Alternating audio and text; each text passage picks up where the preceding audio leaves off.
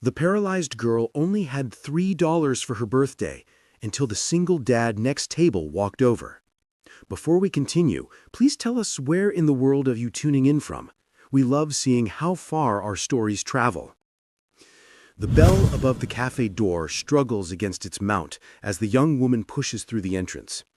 Her wheelchair catches on the doorframe once, twice, before she manages to navigate inside. The entire cafe seems to pause, conversations hovering mid-sentence, coffee cups suspended between table and lips. Robert Walker doesn't mean to stare, but something about the deliberate way she moves, the fierce concentration on her face as she wheels herself forward, makes him unable to look away.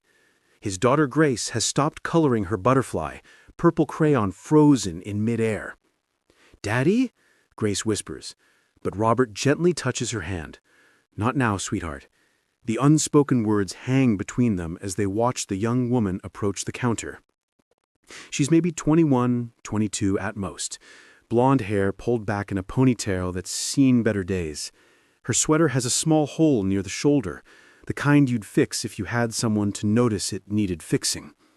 Her hands grip the wheels of her chair with a mixture of determination and something else. Exhaustion, maybe, or resignation.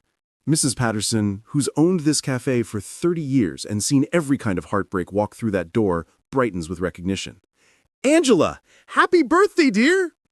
The words land like stones in still water. Robert watches Angela's shoulders tense, then deliberately relax. "Thank you, Mrs. Patterson." Her voice is soft, controlled.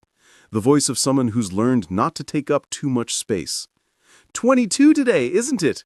My goodness, I remember when you first started coming here. That was, what, 3 months ago?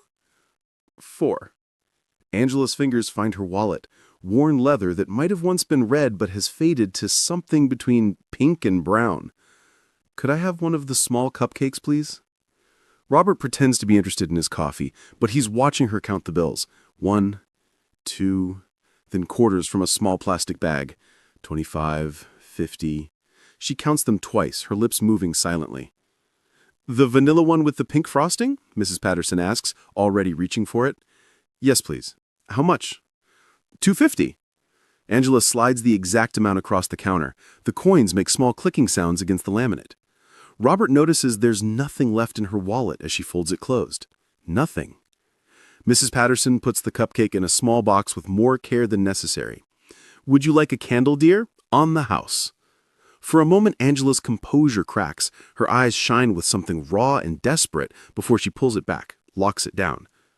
"That would be... yes. Thank you." She wheels herself to a table by the window, 2 tables from Robert and Grace, close enough that he can see her hands shake slightly as she opens the box, close enough to watch her place the single birthday candle in the center of the cupcake with the precision of someone performing a ritual. Then, she just sits there. She doesn't light it. She doesn't eat. She just stares at that cupcake like it represents every birthday she's ever spent alone, and from the look on her face, Robert suspects that might be all of them. "Daddy?" Grace's voice is urgent now, tugging at his sleeve. "Daddy, she's all alone on her birthday." The words hit Robert like a physical force. He knows about alone. He's lived with alone for 3 years, ever since Margaret collapsed during her morning run and never came home. But his alone is different. He has Grace. He has memories of birthdays with singing and too many candles and Margaret laughing as frosting got everywhere. This girl, Angela, her alone feels absolute. Nobody should be alone on their birthday, Grace continues with the moral certainty only a 7-year-old can possess. That's the rule. Robert looks at his daughter, really looks at her. When did she become so wise? When did she start noticing the hurt in strangers?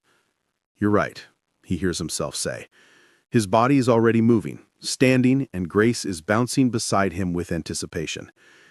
They cross the small space between tables. Angela looks up, startled. Her eyes are green, the kind of green that makes you think of forests and growing things, but there's something guarded in them, something that's learned to expect disappointment. "Excuse me," Robert says gently. "I'm Robert, and this is my daughter Grace. We couldn't help but overhear it's your birthday." Angela's hands move to her lap, fingers twisting together. Yes, it's not a big deal. It's a huge deal, Grace interrupts. Birthdays are the most important days, right, Daddy? Right, Robert agrees, smiling at his daughter's enthusiasm, which is why we were wondering if you'd like to join us. Nobody should celebrate alone. Angela looks between them like they might be playing an elaborate joke. I don't want to intrude. You're not intruding if we're inviting you, Grace says, already pulling out the chair at their table.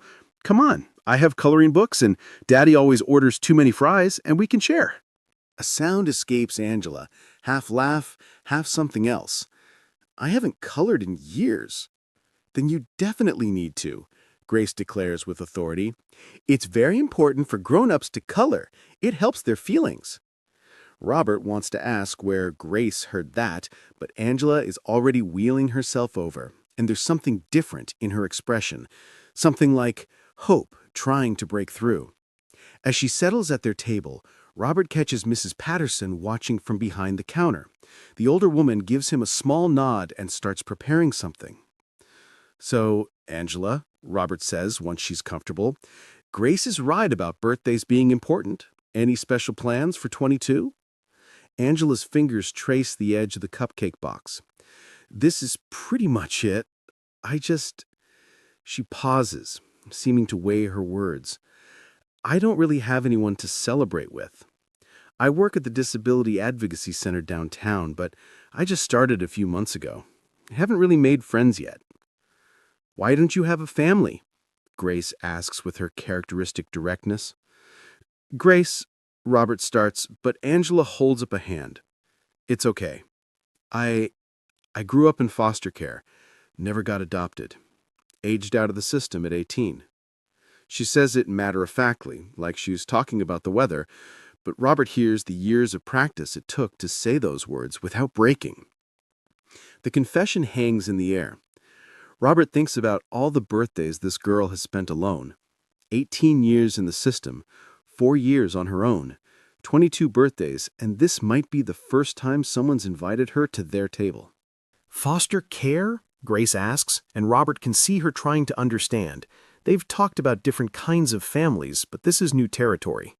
It means I lived with different families growing up, but temporarily. Like borrowing a family for a while. Grace considers this seriously. That sounds lonely. It was sometimes, Angela admits, but it taught me to be strong. You must be the strongest person ever then, Grace says, and Robert watches Angela's careful composure crack again, just slightly. I don't know about that. Grace is right, Robert interrupts gently. It takes incredible strength to build a life on your own, to keep celebrating birthdays when there's no one to celebrate with, to keep hoping. Angela looks at him sharply. Who says I keep hoping? You're here, aren't you? You bought yourself a birthday cupcake. You accepted a candle from Mrs. Patterson. You came to sit with us. That's hope. Mrs. Patterson appears at their table before Angela can respond, carrying a tray with 3 hot chocolates topped with whipped cream and a larger cupcake with Happy Birthday Angela written in elegant script. Birthday special, she announces, no charge for this particular one.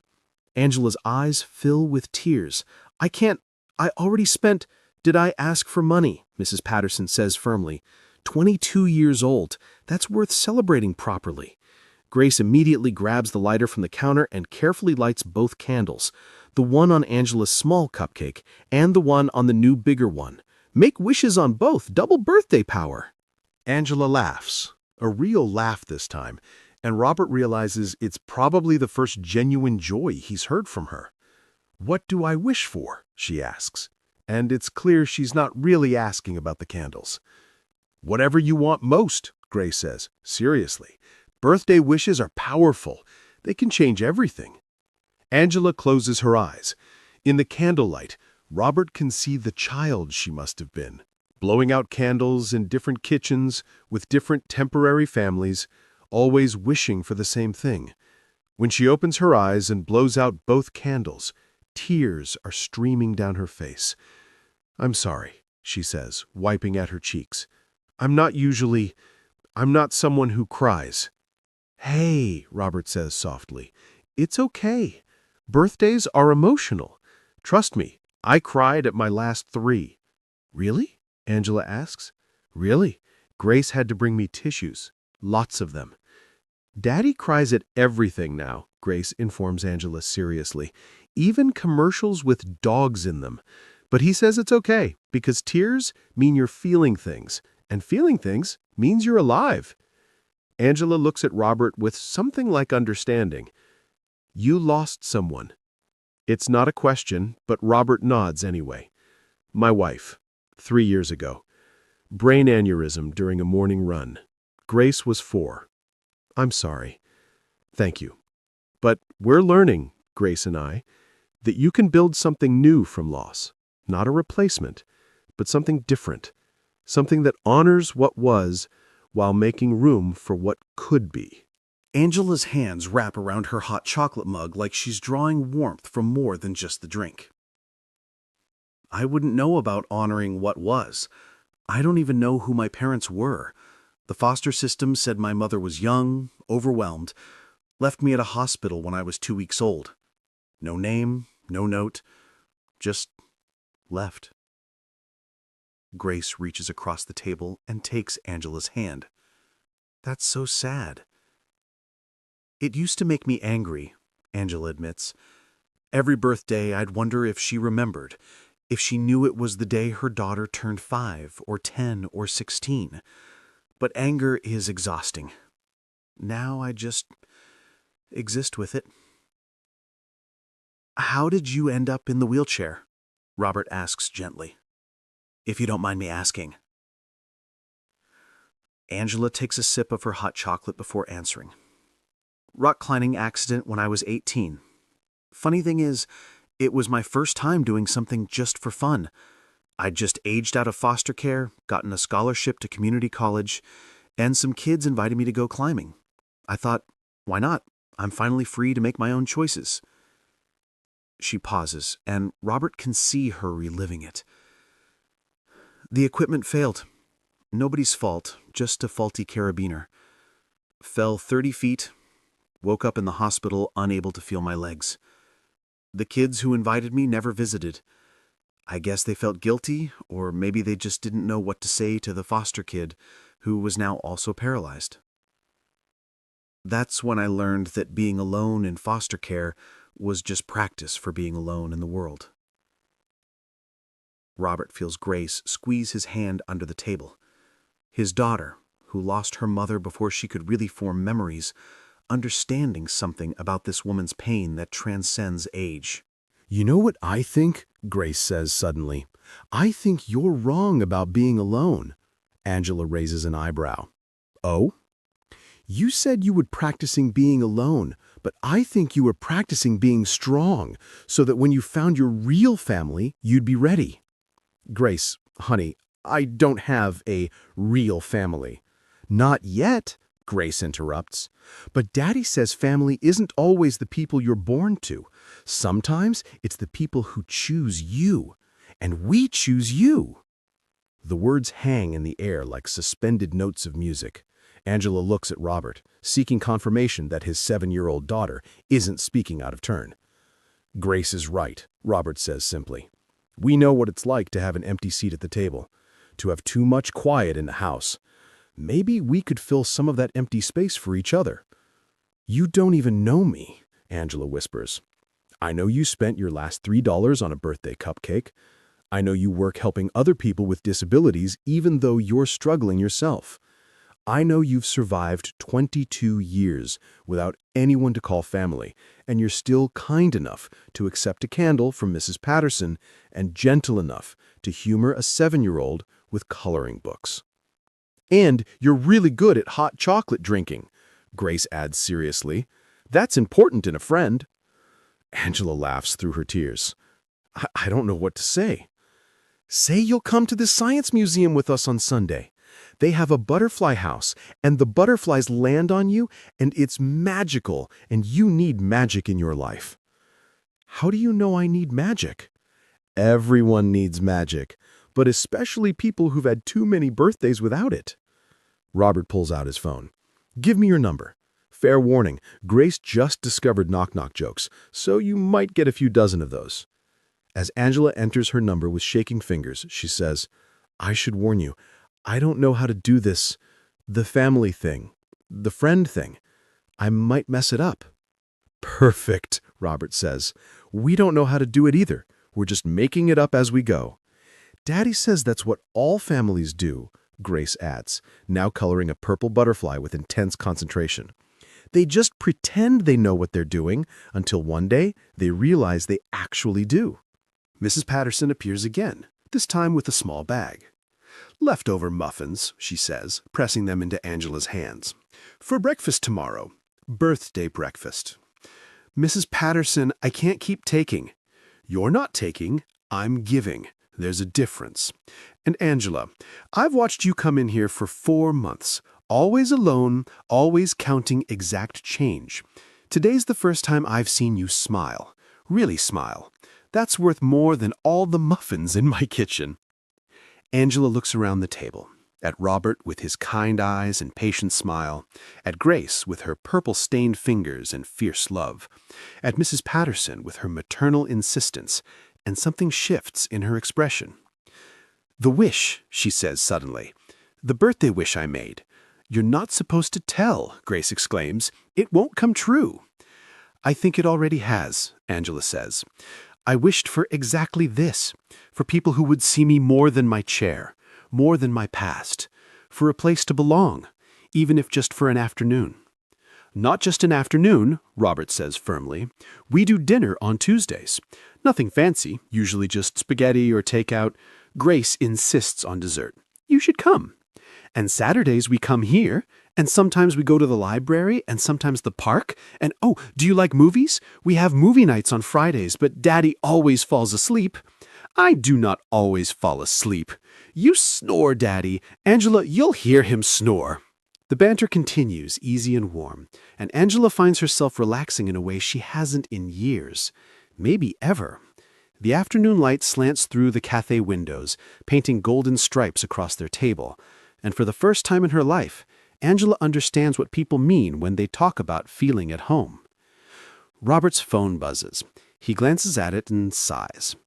"Grace, we need to head out soon. Piano lesson in an hour." "Can Angela come?" "To your piano lesson?"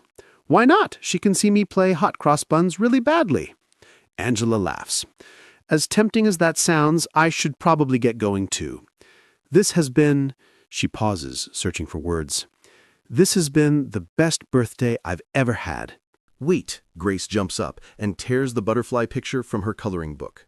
She grabs a crayon and writes carefully across the top, "Happy birthday, Angela, from your new family."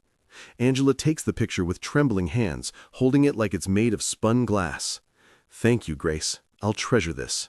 "You better frame it," Grace says seriously. "It's going to be worth a lot when I'm a famous artist." As they prepare to leave, Robert helps Angela with her bag of muffins, making sure they're secure on her chair. Their hands touch briefly, and Angela feels something electric. Not romantic, not yet, but connection. Real human connection.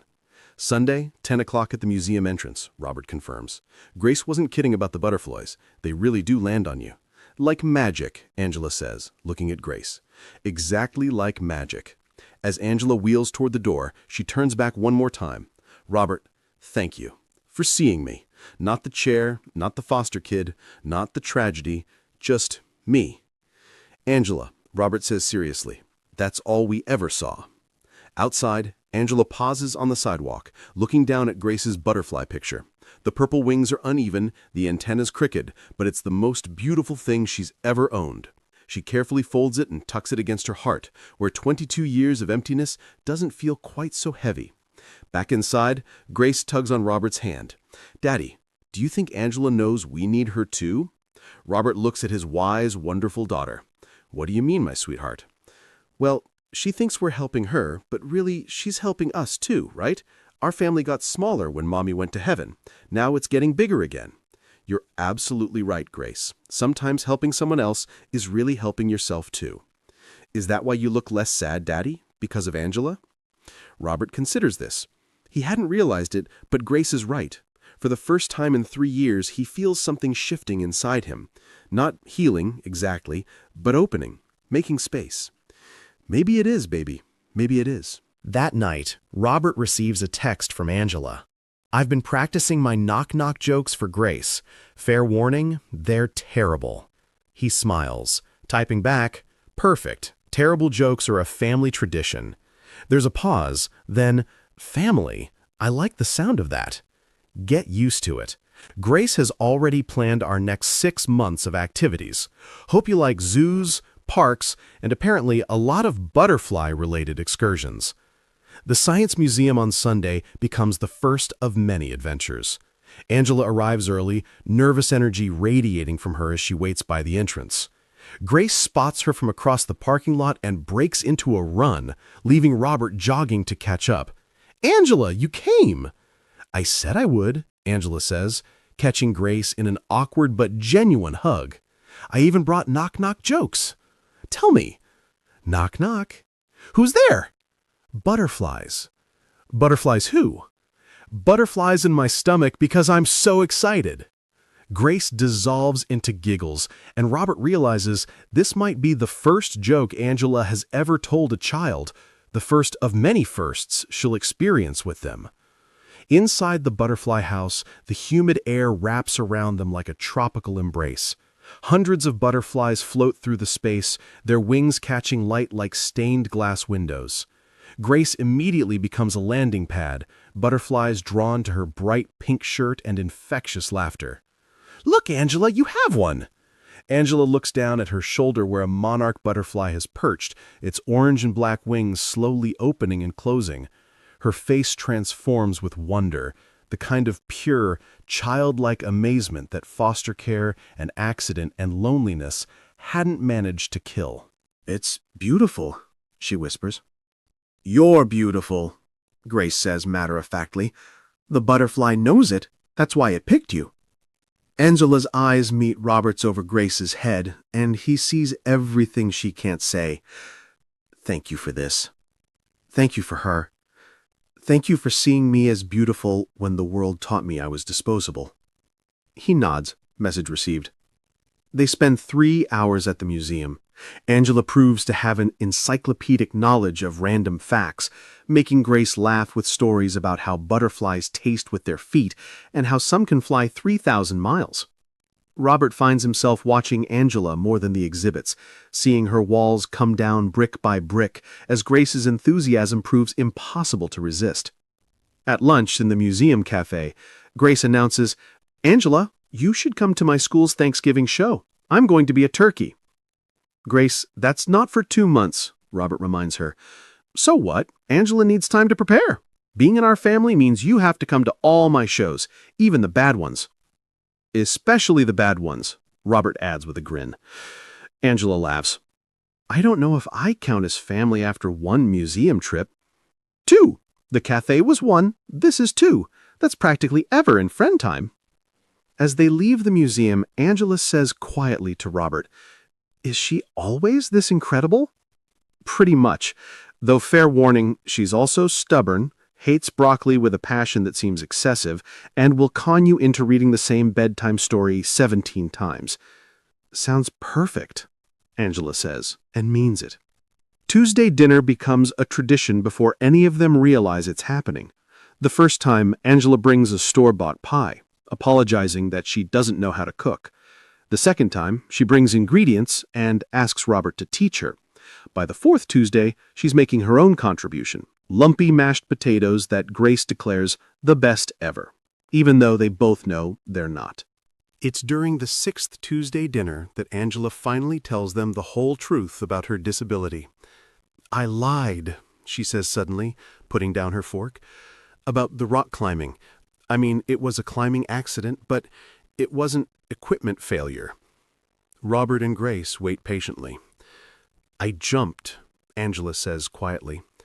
"I was 18, just aged out of foster care, no plan, no family, no hope. I went climbing alone, and I just let go. I wanted everything to stop hurting." She takes a shaky breath. "I survived, obviously. Paralyzed, but alive. The doctor said it was a miracle I wasn't dead. I didn't feel very miraculous." Grace gets up from her chair and wraps her arms around Angela's neck from behind. I'm glad you survived. Me too, sweetheart. Me too. Robert reaches across the table and takes Angela's hand. Thank you for telling us, for trusting us with that. The thing is, Angela continues, after the accident, I had to go to therapy. Lots of therapy. And the therapist kept asking me, what are you living for? For the longest time, I didn't have an answer. But now, she looks around the small kitchen, at Grace's artwork on the refrigerator, at the mismatched plates Robert bought at a yard sale after Margaret died because the old ones held too many memories, at the 3 place settings that have become as natural as breathing. Now I know. I was living for this moment, for Tuesday dinners and butterfly museums and terrible knock-knock jokes. I was living to find you both. We found each other, Robert corrects. That's how the best families work. The months pass in a blur of ordinary moments that feel extraordinary because they're shared. Angela teaches Grace to paint with watercolors, messy sessions that leave more paint on them than paper. Robert helps Angela navigate the bureaucracy of getting a better apartment, one with proper accessibility features and room for a real bed instead of the fold-out couch she's been sleeping on. They celebrate Grace's 8th birthday with a party that Angela organizes with military precision, complete with a butterfly theme that makes Grace shriek with delight. Angela meets Robert's sister by a video call, who immediately adopts her into the extended family with, "So, you're the Angela we keep hearing about? Grace says you're her best friend. Also, apparently, you make better cookies than I do, which I find personally offensive and need to verify immediately." Halloween comes and Angela shows up in an elaborate costume, Professor X from X-Men, wheelchair and all. If you've got it, flaunt it, she says with a grin that would have been impossible 6 months ago. Grace goes as a butterfly, naturally, and Robert throws on a last-minute superhero cape that Grace insists makes him look totally cool, Daddy. They trick-or-treat through the neighborhood, Angela's wheelchair decorated with lights that Grace helped install. Several kids ask about the cool wheels, and Angela lets them take turns pushing her, turning what could have been awkward into an adventure. At Thanksgiving, Angela sits at Robert's table with his parents who've driven in from Florida. Grace announces to everyone that Angela is her bonus sister, a term she invented that makes Angela cry into her stuffing.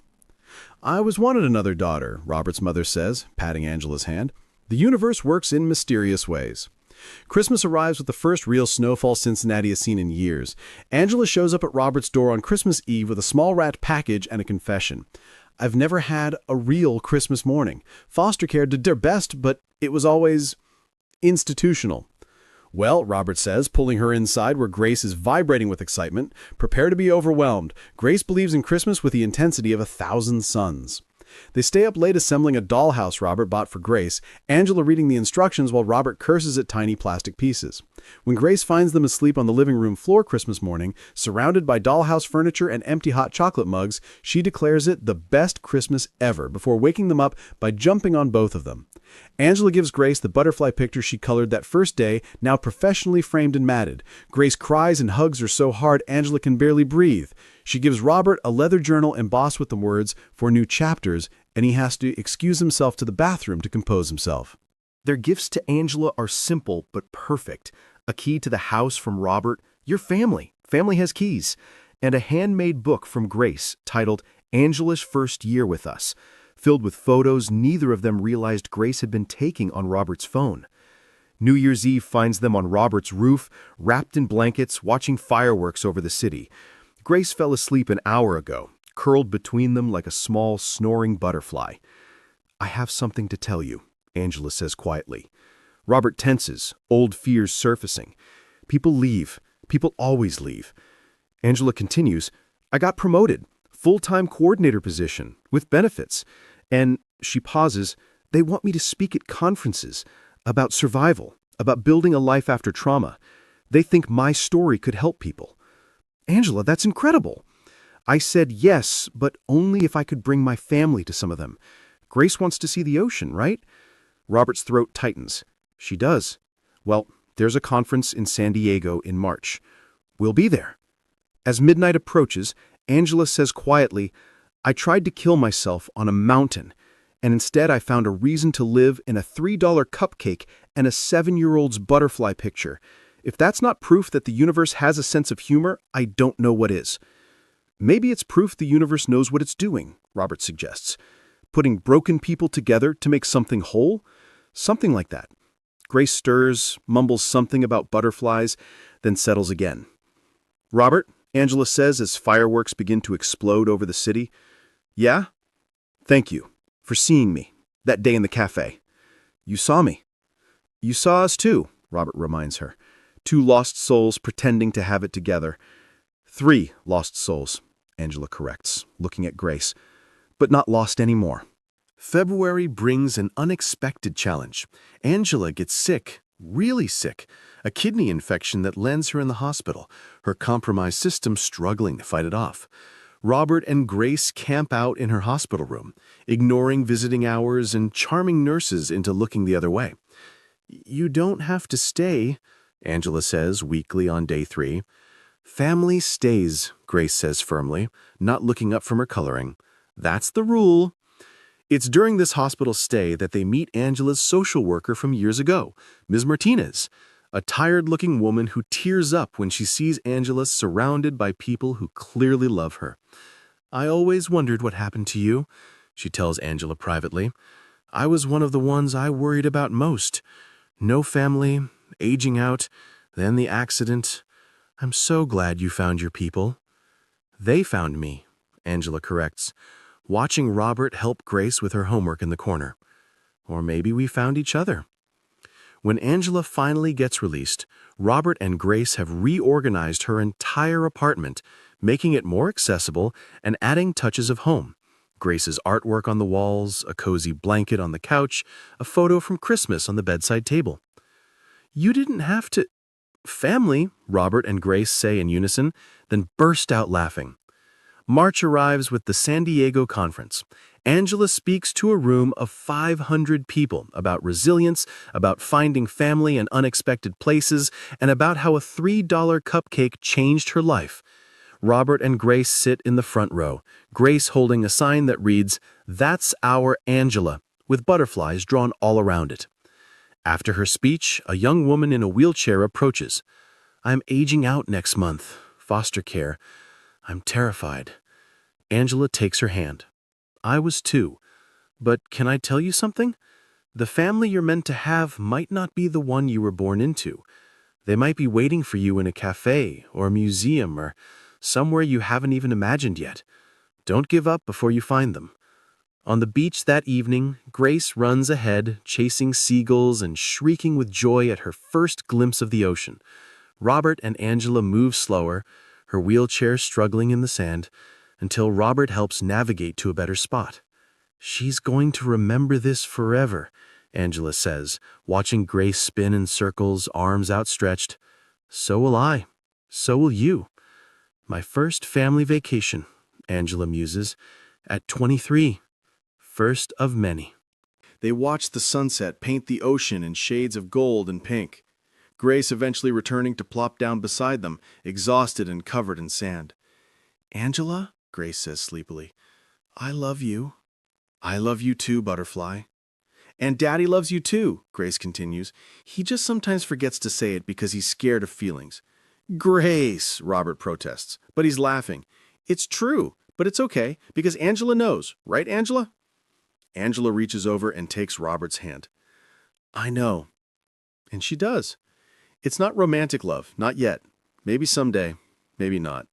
But it's family love, chosen love, the kind of love that builds itself from Tuesday dinners and museum trips and hospital vigils, the kind of love that saves you.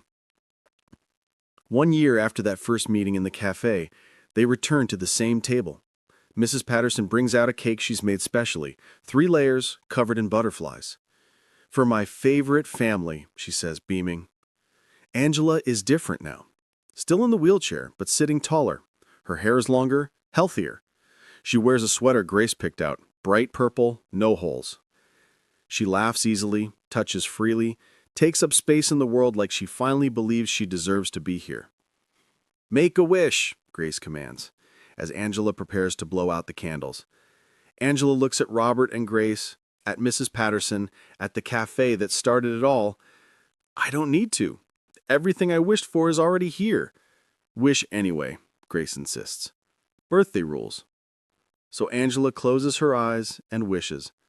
Not for herself this time, but for all the other Angelas out there alone on their birthdays with $3 and no hope. She wishes they find their Roberts and Graces. She wishes they learn that family isn't about blood or adoption papers or any official document. Family is about showing up. It's about seeing someone's pain and choosing to sit with them in it. It's about butterfly museums and terrible jokes and Tuesday dinners that taste like belonging.